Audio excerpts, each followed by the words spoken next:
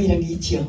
인간 경영학이라는 것은 다 아시다시피 어떤 기업이나 또 정치는 물론이고요.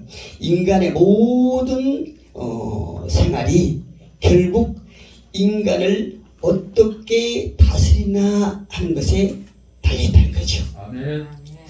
인간이 인간을 다스린다는 말이 조금 어폐가 있긴 한데요. 다시 이제 말씀을 드리면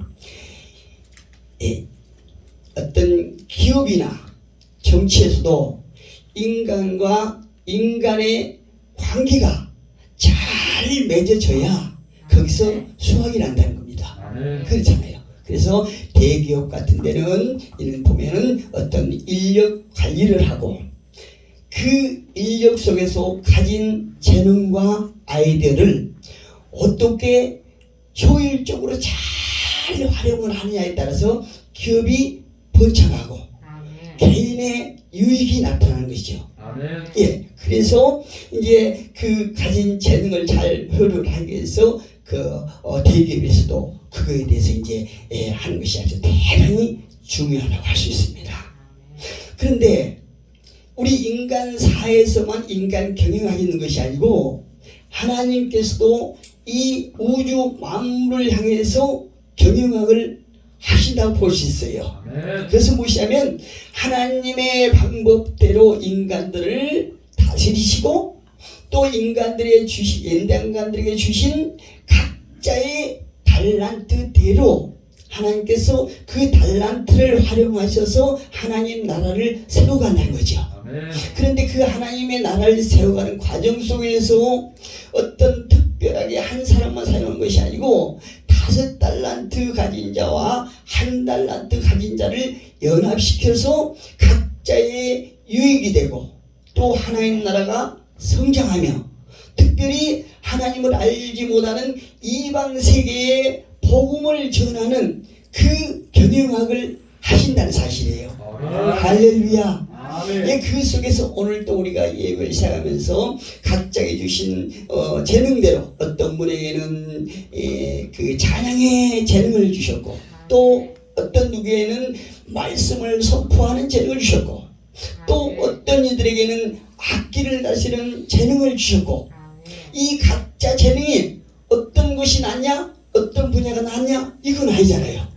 예, 각자에게 주신 그 재능이 다 중요하고 하나님께서는 그 모든 것을 사용하셔서 하나님 나라를 세워간다는 거죠. 아멘. 저와 여러분이 그 경영학 속에 포함된 줄 믿으시기 바랍니다. 아멘. 히브리서 13장 15절에 보니까요 바울은 이렇게 말하고 있습니다. 그러므로 우리는 예수로 말미암아 항상 찬송의 제사를 하나님께 드리자. 아멘. 다시 제가 봉독해 보겠습니다. 그러므로 우리는 예수로 말미암아 항상 찬송의 제사를 하나님께 드리자. 그런데 그 이유가 무엇이냐면 이는 그 이름을 증언하는 입술의 열매니라. 아멘. 할렐루야. 아멘. 예, 우리가 하나님을 찬양하고 또 우리 입술이 하나님을 찬미한 것은 하나님의 증인이 된다는 거죠. 아멘. 예, 이것이 우리 입술로 나오는 열매라고 말씀하고 있습니다. 성경을 보면요 열매에 대해서 굉장히 많은 횟수가 나오는데 어떤 분들은 말하기를 이 성경에서 열매라고 하는 단어가 한 180회 이상이 나온다고 그래요. 또 어떤 분들은 또 200회가 넘는다고도 말씀하시거든요. 그런데 그 몇 회가 나오느냐 이게 중요한 것이 아니고 이 열매라고 하는 것은 어떤 나무나 식물의 열매가 있어요. 그런데 그 열매만 있는 것이 아니라 짐승의 열매도 있잖아요. 짐승의 새끼 또 인간의 열매도 있어요. 태의 열매잖아요. 인간의 자식들도 있고 그런데 오늘 본문을 통해서 이사야는 여호와 하나님을 어떤 분으로 소개를 하냐 하면은 입술의 열매를 창조하시는 하나님이라 이렇게 소개를 하세요. 아멘. 할렐루야. 하나님은 여러 가지로 이렇게 소개할 수 있지만 오늘 본문에서 특별히 이사야는 입술의 열매를 창조하시는 하나님이라 이렇게 소개를 하고 있네요. 아멘. 예를 들면 우리가 너무나 잘 아시다시피 창세기에서 하나님께서 빛이 있으라 하니까 빛이 있었다고 그러잖아요. 예, 하나님의 입술을 통해서 하신 말씀대로 빛이 있으라고 하니까 빛이 있었다고 말씀하세요. 아멘. 그리고 또 한 군데 보니까 땅은 땅 위에 풀과 씨를 맺는 채소와 그 종류대로 열매 맺는 씨를 가진 과수를 내라 하시니 그대로 되니라. 할렐루야. 얼마나 중요한지 몰라요. 이것은 무엇이든지 하나님께서 말씀하신 그대로 되었다고 우리가 해석할 수 있죠. 예. 이사야가요 이렇게 선포하고 있는데 그렇게 하는 의미는 무엇이냐면 하나님께서는 어떤 말씀을 하시든 간에 그대로 이루시다는 거죠. 예, 창세기에서는 하나님께서 말씀하신 대로 이루어지지만 또 한편으로 보면은 하나님께서 귀로 들리는 대로 그대로 이루신다는 거죠. 오늘 저와 여러분이 이번에 이 집회를 통해서 이 자리에서 저와 여러분이 그 외에 많은 하나님의 종들이 이곳에서 강구했던 모든 것들이 하나님의 귀에 들리는 그대로 이루어질 줄로 믿습니다. 열매 맺을 줄로 믿습니다. 그런데요 이사야가 이스라엘 백성들에게 이 같은 선포를 할 때 어떤 일이 일어났습니까? 이사야가 하나님께서는 어떤 분이냐면 열매의 입술을 맺는 입술의 열매를 창조하시는 여호와 하나님이라고 선포했는데 이사야가 하나님의 말씀을 빌려서 이렇게 선포할 때 그 일이 아직 일어나지 않았어요. 그렇잖아요. 아직 일어나지 않았어요. 아직 일어나지도 않은 일을 미리서 이사야가 선포했단 말이에요. 그런데 아까 서두에서 말씀드렸던 것처럼 바울은 말을 예수로 말미암아 찬송의 제사를 드리자라고 하고 이사야는 입술의 열매를 창조하시는 여호와라고 소개를 했는데요. 이사야가 말한 입술의 열매는 무엇을 말하는가 하면은요 하나님께서 내가 너희들에게 새로운 일을 할 것이다 이렇게 말씀하신 거예요. 이사야를 통해서 하나님께서 유다 백성들에게 이스라엘 백성들에게 내가 너희들에게 새로운 일을 할 것이다 이렇게 선포하고 계시는 것이에요. 그 새로운 일이 무엇이냐면 입술의 열매거든요.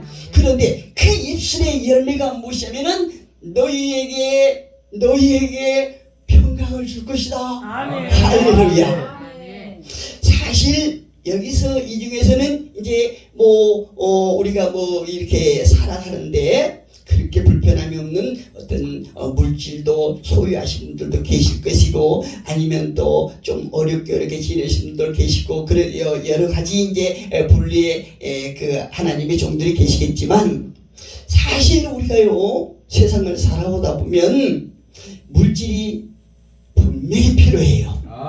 물질이 있어야 되는 것은 사실이에요.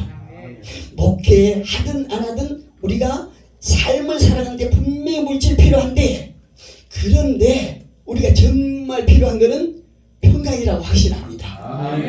무엇보다도 우리 주변에서 보는 많은 물질을 소유한 사람들도 계시고 수백억의 물질을 소유한 분들도 계시는데 사실 그런 분들 어떤 보면 저보다도 더 불안한 삶을 사는 사람들이 있어요. 예, 많다는 거죠. 예, 저보다도 훨씬 평강을 모르고 사는 사람들이 많다는 거죠. 예, 그러고 보면 우리가 이 땅에서 인간으로 살아감에 있어서 필요한 것이 많이 있지만 그 중에서 가장 우리가 필요한 것은 평강이라는 거죠. 그런데 하나님께서 그 이스라엘 백성들에게 내가 너희들에게 새 일을 행할 터인데 그것이 바로 무엇인 줄 아느냐? 샬롬이다 이렇게 말씀하는 거예요. 할렐루야. 샬롬이라는 거죠. 예. 그런데 참 저기서 의문이 되는 것은 지금 이 유다 백성들이 처해 있는 상황은 굉장히 악조건입니다. 왜 그러냐면 그들의 불순종으로 말미암아 지금 바벨론에 속국이 돼 있잖아요. 속국이 돼 있는데 그들 앞에는 희망이 없습니다. 소망이 없어요. 기대할 것이 없어요. 그런데 그런 그들에게 하나님께서 이사야 선지자의 입술을 통해서 너희들에게 새 일을 행할 텐데 그 일이 바로 샬롬이다. 너희들에게 평강을 줄게 이렇게 말씀하고 계시는 것이에요. 그런데 여기는 굉장한 큰 의미가 있습니다. 이 입술의 열매를 주시는 것이 바로 누구냐면 하나님이라는 거죠. 지금 우리가 이 상황에서 우리가 해석한다 보면은 저와 여러분 안에 계신 성령께서 우리와 함께 일하시는 그 의미하고 똑같은 거죠. 그런데 어떤 이는 입술의 열매를 맺는 사람도 있고 입술의 열매를 맺지 못한 사람도 있어요. 왜 그럴까요? 하나님의 말씀을 과소평가하는 사람은 입술의 열매를 맺지 못할 것이고 지금 그들이 처해 있는 상황과는 전혀 상관없이 하나님께서 하실 것을 믿는 자들은 입술의 열매를 맺는다는 것입니다. 아멘. 저와 여러분의 그 믿음이 있기를 주님의 이름으로 축복합니다. 아멘. 이와 같은 소포를 믿고 입술로 고백하는 자들에게 큰 열매가 맺는다고 말씀하시는데 우리가 한 예도 들어보면요, 우리 조상들이 한 150년 전에는 성경을 몰랐을 줄로 생각해요.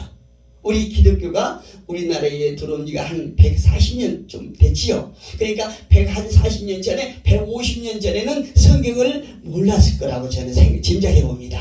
그런데 우리 조상들이 성경을 몰랐지만 오랜 그들의 경험을 통해서 또 그들의 이제 살아왔던 경험을 통해서 말이 원인이 되고 그 원인은 어떤 결과를 창조해낸다는 사실을 깨달았던 것 같아요. 아멘. 그렇기 때문에 우리 조상들이 성경을 알지 못하지만 말이 씨가 된다 이런 말을 하잖아요. 아멘. 그렇죠? 예, 그 말이 씨가 된다는 그 속담을 우리 조상들이 지금 저와 여러분에게까지 이렇게 물려주신 거예요. 아멘. 그래서 새로운 일을 행하실 것인데 그 일은 다름 아닌 너희 입에서 찬양이 나오게 할 것이다. 아멘. 지금 너희가 절망에 처했을지라도 지금 너희가 고통에 시름할지라도 내가 너희들의 입술에서 찬양이 나오게 할게.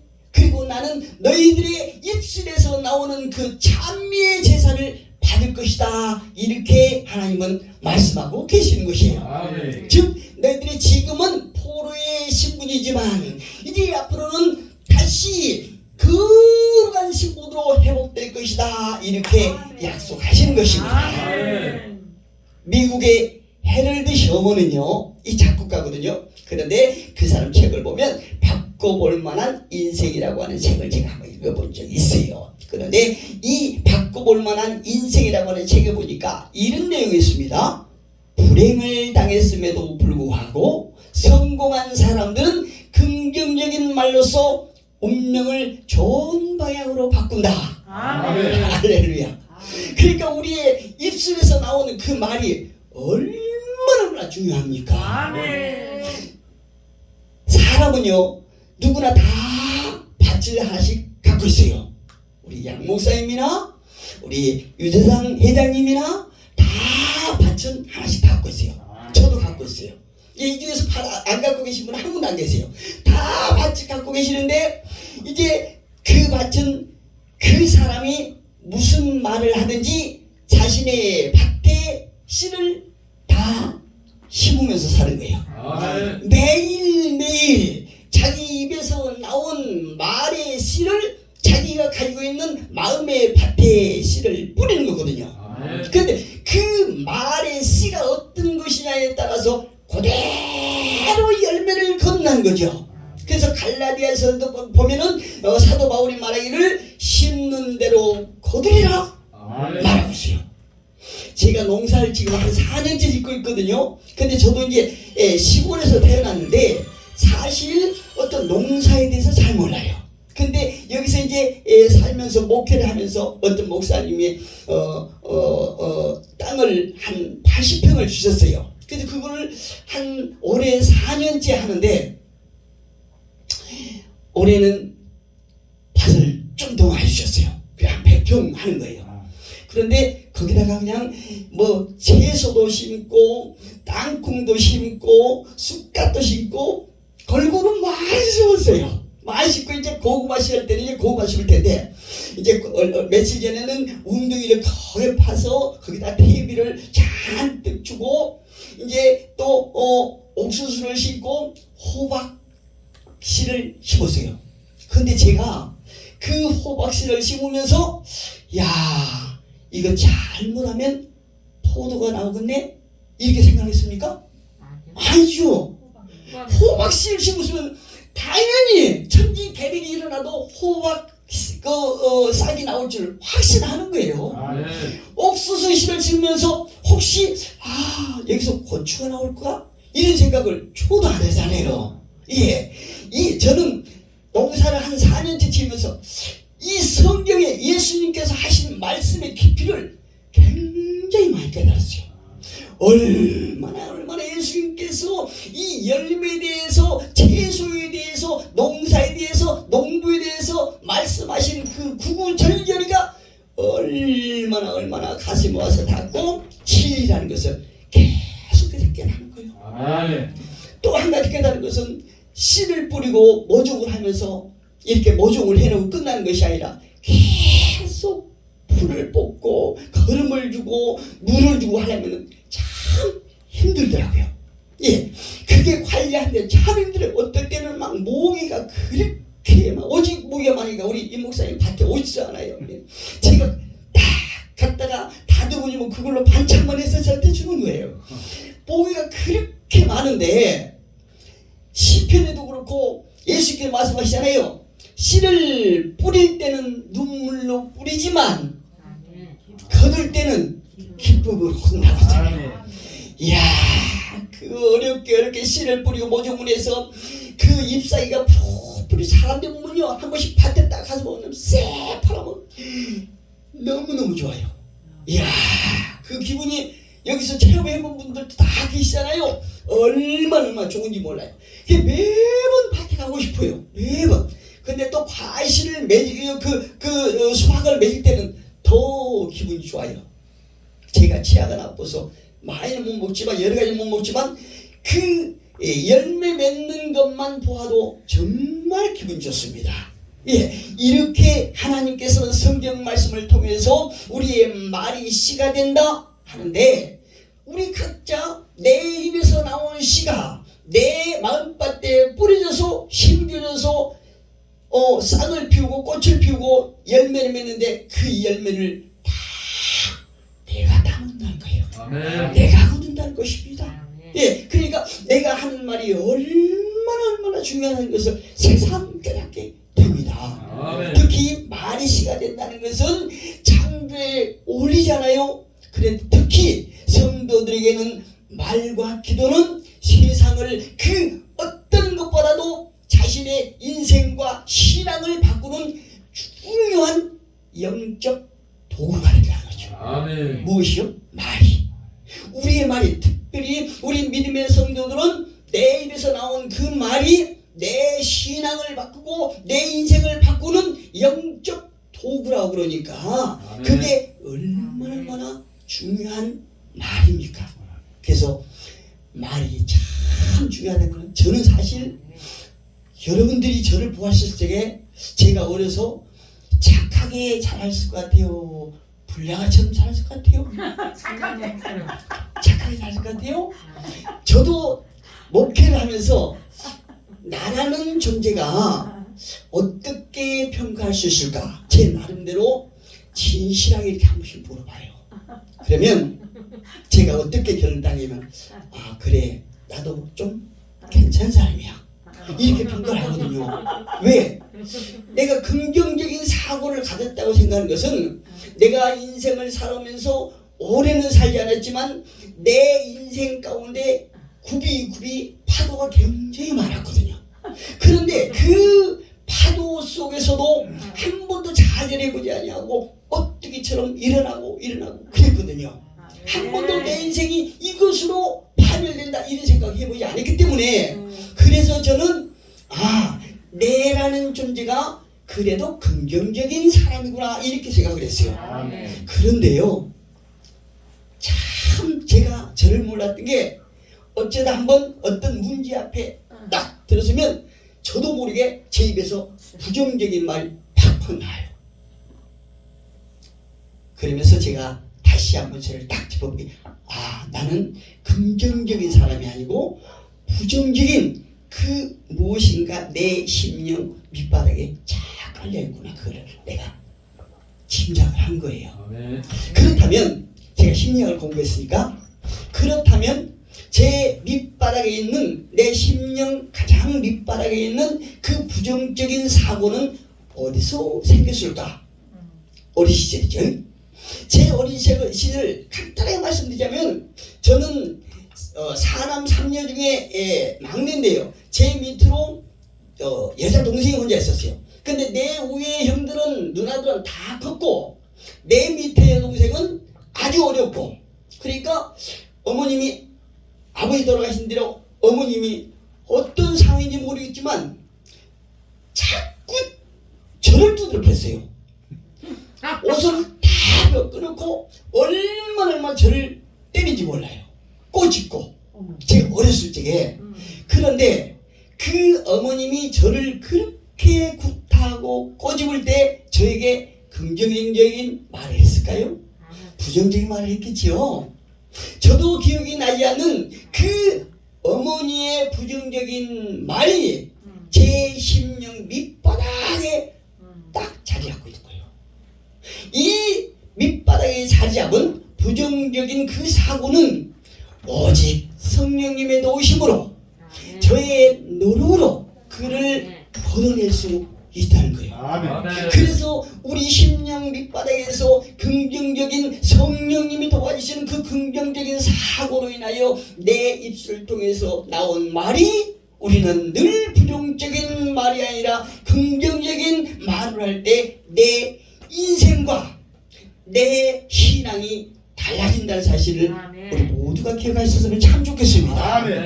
잠언 기자는요 18장 20절에서 이렇게 말합니다. 사람의 배는 자기 입의 열매로 부르게 될 것이며, 다시요, 사람의 배는 자기 입의 열매로 부르게 될 것이며 입에서 나온 것으로 채워지리라.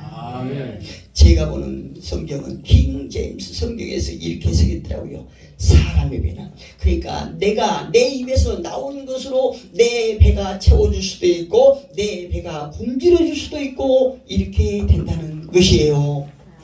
이 시간을 통해서 이곳에 모인 모든 저와 여러분이 자신의 입술에서 나오는 열매로 우리가 좋은 열매를 맺어서 우리 배가 가득 채워지기를 주님의 이름으로 축복합니다. 사람이요 개구리가 되면 올챙이 시절을 잊어버리면 절대 안 된다는 속담 있잖아요. 근데 이스라엘 백성들은요 노예 신분에서 하나님의 값없는 은혜로 말미암아 구원하심으로 하나님 인도를 받는 이스라엘이 하나님의 백성이 되었습니다. 그러나 어느덧 자신들의 지난 고통받던 때를 망각한 채 어느 날 이런 불평을 합니다. 우리가 애굽 땅에서 죽었거나 이 광야에서 죽었더라면 좋았을 것, 이렇게 불평을 해요. 나중에 그들이 홍해를 건너서 하나님의 도우심을 받고 난 후에 하나님의로부터 구원을 받고 난 후에 그들이 이런 말을 하잖아요. 우리가 애굽 땅에서 죽었거나 아니면 이 광야에서 죽었더라면 좋았을 것, 이렇게 원망과 불평을 하는데 거기서 끝난 것이 아니라 하나님께서 큰 불평을 들으신 거예요. 듣고 난 후에 그들에게 이렇게 하나님께서 말씀하십니다. 나의 삶을 두고 맹세하노니 너희 말이 내 귀에 들리는 대로 내가 너희에게 행하리니 너희의 시체가 이 광야에 엎드러질 것이다. 이렇게 그들에게 언약을 하세요. 그 있다는 사실은 우리 모두가 잘 아시잖아요. 그들이 이런 불평과 원망을 하지 아니하고 지난날에 노예 생활에서 하나님의 은혜로 말미암아 거룩한 백성이 되었다는 데서 감사했다라고 그러면 그들이 하나님의 은혜로 광야를 잘 통과하고 가나안 땅에 들어갔겠지요. 그런데 그렇게 하지 못했다는 것이 우리들에게 굉장히 큰 기감이 됩니다. 오늘날 그 민수기 13장에 나오는 정탐꾼들의 이야기를 들으면 이렇게 평가하는 사람들도 있을지 몰라요. 내가 생각에는 그 부정적인 얘기를 했던 10명의 정탐꾼들이 훨씬 현실적이고 올바른 판단을 했다라고 이렇게 생각할지도 모르겠어요. 그리고 그 반대로 2명의 갈렙과 여호수아는 현실을 몰라도 너무나 모르는 사람들이구나 이렇게 생각했을지도 몰라요. 그때는 그때고 지금은 지금이다. 성경은 성경이고 현실은 현실이다. 이렇게 얘기를 했을지도 모르겠다는 거죠. 특히 현대를 살아가고 있는 오늘날 많은 사람들은요, 이기적인 생각과 현명한 이성적 판단을 통해서 행복을 누리는 방법을 취하려고 가진 방법을 동원합니다. 그러나 오늘 본문의 19절에서 분명하게 이렇게 말합니다. 입술에 열매를 창조하는 자 여호와가 말하노라. 먼 데 있는 자에게든지 가까운 데 있는 자에게든지 평강이 있을지어다 내가 그를 고치리라 하셨느니라. 할렐루야. 왜 선지자는 이런 말을 이스라엘 백성들에게 하고 있겠습니까? 그때나 지금이나 하나님의 능력을 하나님이라는 분을 가소평가하는 사람들이 있기 때문에 이사야가 유대인들에게 이렇게 말을 하고 있는 것입니다. 다시 말씀드리면 이사야가 말하고 있는 요지는 평강의 주인은 여호와 하나님이다. 이거를 강조하고 싶은 거예요. 이와는 반대로 악인들에 대해서 이 기자가 아주 절묘한 말로 표현하고 있는데요. 그 말이 20절, 오늘 본문 20절에 아주 절묘하게 표현하고 있습니다. 그러나 악인은 평온함을 얻지 못하고 그 물이 진흙과 더러운 것을 늘 솟구쳐내는 요동하는 바다와 같으니라. 이렇게 이 악인들의 삶이에요. 악인들의 삶. 다시 말해서 평강은 악인에게서 나오는 것이 아니라 하나님과의 관계에서 나온다는 거죠. 할렐루야. 그 관계는 우리가 삶 속에 드리는 예배도 있고 오늘 저와 여러분이 행하고 있는 이 공적인 예배를 통해서 말씀을 통해서 찬양을 통해서 기도를 통해서 하나님과의 관계가 소통이 되는 그런 역사가 있는 것입니다. 우리에게 진정한 샬롬은 세상의 부와 명예에서 나오는 것이 아니라 하나님과 친밀한 관계를 통해서 샬롬이 나온다는 거죠. 지금 우리 중에 폭풍과 같은 소나기 같은 문제 앞에 서 계신 분이 계십니까? 입술로 여호와 앞에 제사를 드리기를 바랍니다. 긍정적인 말의 입술로 하나님 앞에 늘 찬송을 드리기를 바랍니다. 내가 시인하고 고백한 말을 하나님은 들으시고 그 고백한 대로 열매를 줄 줄로 확신합니다. 백부장이 이런 말을 하지요. 주여 내 집에 들어오심을 나는 감당하지 못하겠사오니 다만 말씀으로만 하십시오. 마태복음 8장에서 말해요. 예수께서 백부장에게 이르시되 가라 내 믿음대로 될지어다 하시니 그 즉시로 하인이 나았다고 그러잖아요. 예수님께서 말씀하신 대로 나왔다고 그러잖아요. 하나님 우편에 계신 예수께서 지금 이 시간도 살아계셔서 저와 여러분이 입술로 고백하는 그 말을 들으시고 그대로 열매를 맺을 줄로 믿습니다. 이 집회를 통해서 혹시라도 우리 속에 부정적인 사고가 있다라고 그러면 우리가 눈물로 하나님 앞에 간구하고 성령님의 도움을 통해서 우리의 내면이 긍정의 사랑으로 바뀌고 순간순간 성령님의 도우심으로 우리의 입술이 늘 하나님을 찬미하고 하나님 앞에 찬미하는 그 결과로 저와 여러분의 영적인 상태와 육적인 삶이 늘 풍성해지기를 주님의 이름으로 축복합니다.